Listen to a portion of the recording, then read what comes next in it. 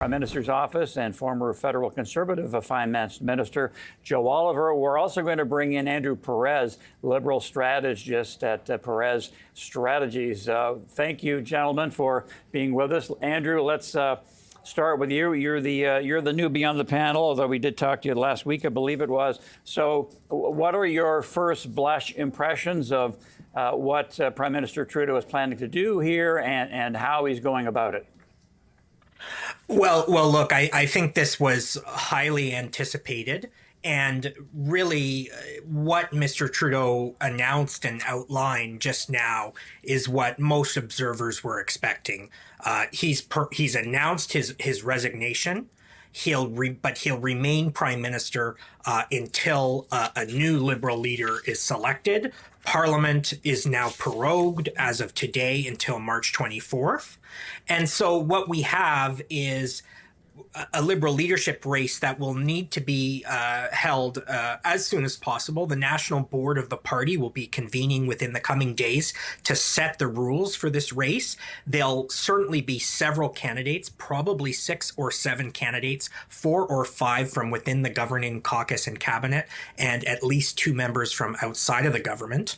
And once that individual becomes Liberal leader, they'll be sworn in as prime minister. Now, that is when things will get very tricky.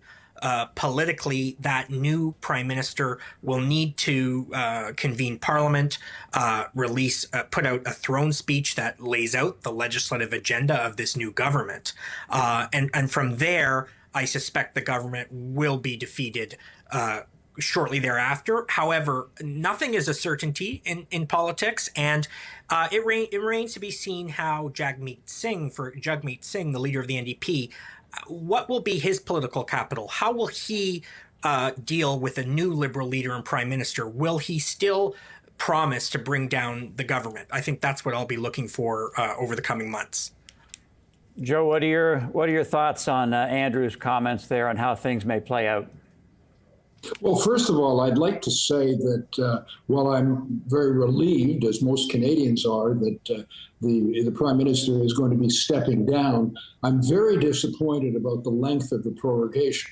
As I said earlier on the program, the Governor General really, by constitutional convention, had to agree to prorogation. It's never been refused. But she did not have to agree to the length of the prorogation, because this is going to seriously damage the country in its negotiations with the incoming U.S. president. And I can't say I'm shocked, but I am quite disappointed that she wouldn't have said to him, yes, we'll have a prorogation, but it should be shorter, because that's a very long time when you add the time for the election itself, for this government to be really in such a weakened state when it has to be strong, united, with a significant mandate. So that's the first point I want to make. In terms of how it's going to play out, I think structurally, I agree.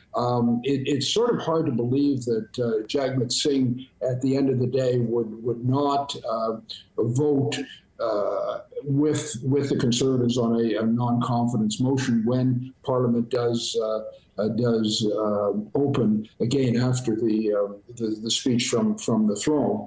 But one doesn't know. Certainly the pension issue will have been resolved, so he doesn't have to worry about that, which seemed to be driving him, rather than the national interest. And then we're going to be into the writ period itself. But between now and then, there will, of course, be a continual political talk. We're going to hear how the new the slate of potential leaders are going to try to differentiate themselves from the current extremely unpopular government, whether they'll have any credibility to do that, and what specifically they have in mind, other than criticizing the Conservative leader. Mark, having listened to the Prime Minister, what are your thoughts? It's a shame that people's cynicism about politics got confirmed again this morning. A couple of things come to mind on the electoral reform. In 2015, in that election, Justin Trudeau promised it'd be the last time you can't have a first past the post election. Today, he said that he would have done it if only the opposition parties would have gone along with his desire. He said it would have been irresponsible not to have. Now, when he promised electoral reform, he didn't talk about needing consensus across the House of Commons to do what he said he would do.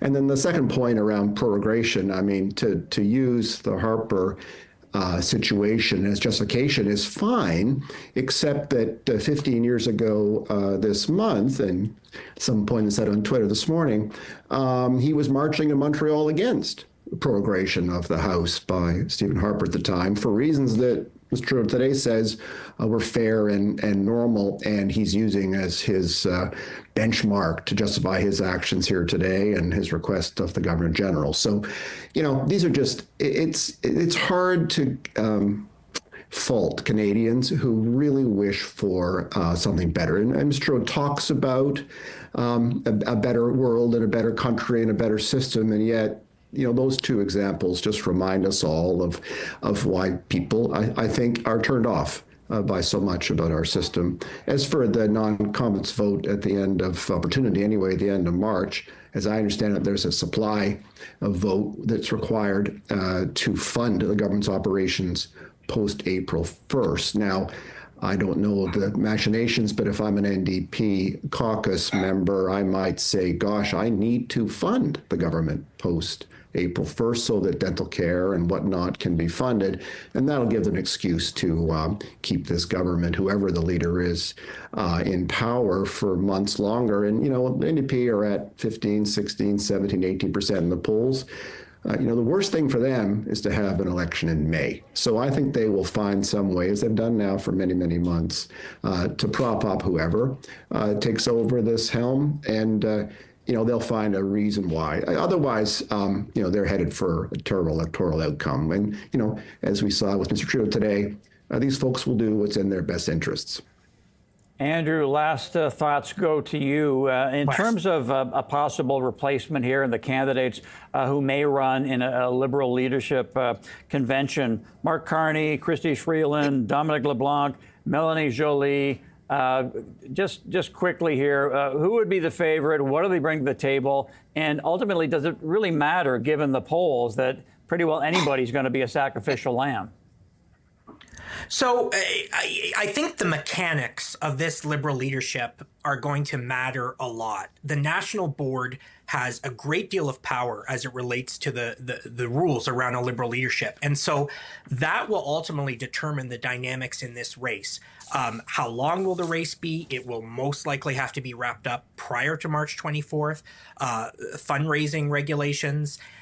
There's no heir apparent to this prime minister. Anybody who says that there's an obvious replacement is incorrect. Each of the candidates brings clear strengths and clear weaknesses. I think that Christy Clark and Mr. Carney are intriguing candidates because they come from outside the government. They're not tied to the Trudeau legacy. They are both centrists. And I think in Mr. Carney's case, while he is not strong when it comes to retail politics, there's a case to be made to, at this hinge moment in our history, at this we're in the midst of this potentially economic crisis with Trump coming in a mere 2 weeks, to have someone like Mr. Carney at the helm, who is an economist, been the bank of the governor of the Bank of Canada and England, and as it relates to Miss Clark, someone with governing experience, someone that has led a coalition party of Liberals and Conservatives in British Columbia and has done so successfully. There are a number of strong candidates within the cabinet. I think their chief challenge will be that they will be tied to the Trudeau brand. But I just want to say, lastly, there's nothing inherently undemocratic about this. Prorogation is a tool in the toolkit of any prime minister, and it's clear that Canadians have tired of Mr. Trudeau.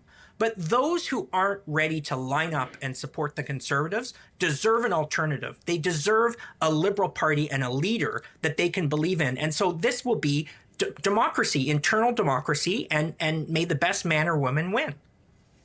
All right, gentlemen, you can continue this discussion offline if you'd like, but we're going to wrap it up there. We thank you very much for your time today. Mark McQueen, Joe Oliver, and Andrew Perez.